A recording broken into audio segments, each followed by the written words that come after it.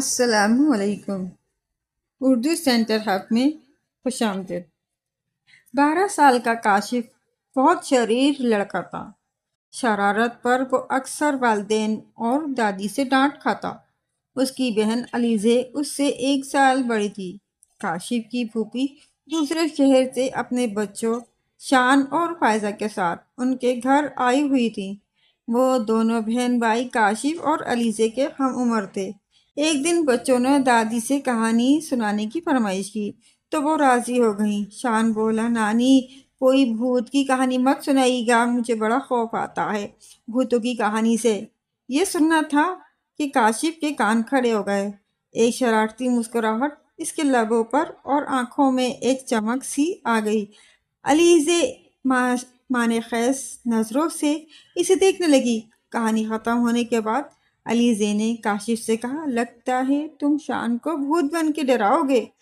کاشف منہ پر انگلی رکھتے ہوئے بولا، آہستہ بولو، سچ بڑا مزہ آئے گا۔ رات کو جب وہ سو جائے گا تو میں اسے بھوت بن کر ڈراؤں گا۔ حالت دیکھنے والی ہوگی اس کی۔ رات ہو چکی تھی۔ کاشف اور شان الگ الگ کمرے میں سو رہے تھے۔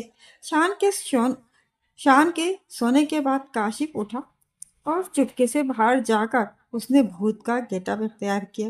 اب اس کے قدم اپنے کمرے کی طرف بڑھنے لگے جہاں شان سو رہا تھا۔ کمرے میں مدھم روشنی تھی۔ کاشف آہستہ آہستہ قدم بڑھاتا ہوا شان کی طرف بڑھ رہا تھا۔ اس نے دیکھا کہ شان چادر اوڑھے بے خبر سو رہا ہے۔ اس سے پہلے کہ وہ چادر ہٹا کر شان کو ڈراتا، اچانک کسی نے اس کے کندھے پر ہاتھ رکھا۔ کاشف نے جو گھوم کر دیکھا تو اس کی روح فنا ہو گئی۔ علیزے اور فائزہ دادی جان کے کمرے میں تھی۔ علیزے جاگ رہی تھی۔ اسے معلوم تھا کہ کاشف شان کو بھوت بن کر ڈرائے گا۔ ابھی تھوڑی دیر ہوئی تھی کہ اچانک علیزے کو کاشف کی چیخ سنائی دی۔ اسی دوران فائزہ بھی اٹھ گئی اور مسکرانے لگی۔ اسے دیکھ کر علیزے کو بڑی حیرت ہوئی۔ تم کیوں مسکرا رہی ہو؟ علیزے نے پوچھا۔ فائزہ نے علیزے کے کان میں کچھ کہا جسے سن کر علیزے بھی مسکرا دی۔ کاشف کی چیخ سن کر دونوں ہنس پڑیں، پھر اٹھ کر کاشف کے کمرے کی طرف چل دیں۔ کاشف اپنے سامنے بھوت کو دیکھ کر تھر تھر کانپ رہا تھا۔ اچانک کمرے کی لائٹ جلی تو علیزے اور فائزہ نے دیکھا کہ کھڑکی میں سے کالے رنگ کی کوئی چیز نیچے گری ہے۔ وہ دونوں کمرے میں پہنچی تو کاشف کی حالت دیکھ کر ہنسنے لگی۔ انہیں ہنستا دیکھ کر کاشف بولا، یہاں میری جان پر بنی ہے اور تم ہنس رہی ہو؟ فائزہ قریب آئی اور بولی، ارے وہ بھوت نہیں تھا، شان تھا۔ کیا شان؟ وہ حیرت سے بولا۔ علیزے نے بتایا، ہاں مجھے فائزہ نے سب بتا دیا ہے۔ دراصل جب تم شان کو ڈرانے کا منصوبہ بنا رہے تھے تو ان دونوں نے سن لیا تھا اور سوچا اس سے پہلے کہ تم شان کو بھوت بن کر ڈراؤ، الٹا شان بھوت بن کر تمہیں ڈرائے گا۔ لیکن شان تو سو رہا ہے۔ اس نے حیرت سے کہا، ارے نہیں، یہ تو تکیے ہیں، اس طریقے سے رکھے ہوئے ہیں جیسے کوئی سو رہا ہو۔ اب دیکھو گے تکیے ہیں۔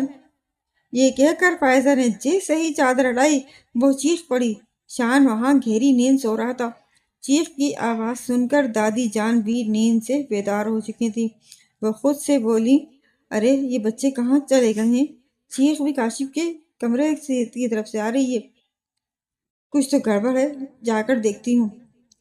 یہ کہہ کر انہوں نے اپنی تسبیح اٹھائی اور کاشف کے کمرے کی طرف چل دیں۔ اگر شان سو رہا ہے تو پھر وہ کون تھا جو فوراً ہی غائب ہو گیا تھا؟ علیزے نے خوفزدہ ہو کر کہا۔ اسی دوران شان بھی آنکھیں ملتا ہوا کھڑا ہو گیا اور پوچھا، یہ کاشف بھوت کیوں بنا ہوا ہے؟ فائزہ نے کہا، کس قدر بے خبر سوتے ہو بھائی، اس قدر شور میں بھی تو آنکھ نہیں کھلی۔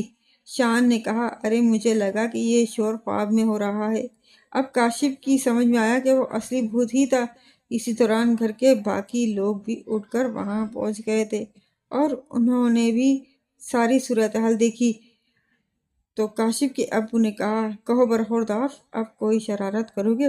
اصلی بھوت تمہیں شرارتوں کی سزا دینے آیا تھا، لیکن علیزے اور فائزہ کے آنے سے وہ غائب ہو گیا۔ اب کوئی شرارت نہ کرنا۔ کاشف اپنے کانوں کا ہاتھ لگا کر بولا، میری توبہ ہے جو میں نے آئندہ کوئی شرارت کی ہو۔ دادی بولی، ہماری بات تو تم مانتے نہیں تھے، بھوت کی بات فوراً مان لی۔ اچانک شان چیخا، بھوت کہاں ہے؟ یہ کہہ کر کاشف خوف سے کانپنے لگا۔ اسے کانپتا دیکھ کر شان زور زور سے ہنسنے لگا۔ یہ اب تک پتہ نہیں چل سکا کہ غائب ہونے والا اصلی بھوت تھا یا کوئی تیسرا کردار۔